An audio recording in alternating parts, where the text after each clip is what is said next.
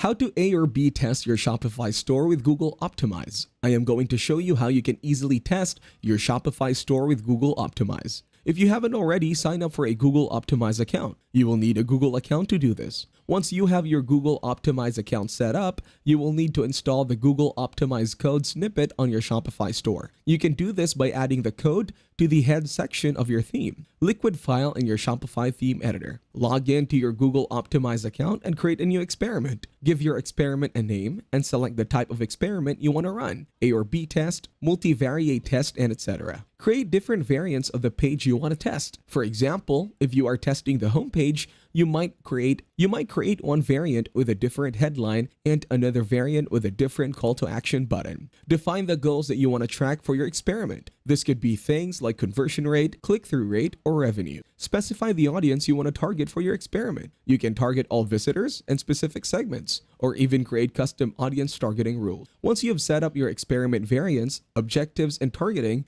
you can launch your experiment. Keep an eye on your experiment results in Google Optimize. Monitor how each variant is performing against your defined objectives. Once your experiment has gathered enough data, analyze the results to determine which variant performed best. Use these insights to make data-driven decisions about your Shopify store. If one variant significantly outperformed the others, consider implementing it as the new default version of your page. Thanks for watching, leave a like, and subscribe.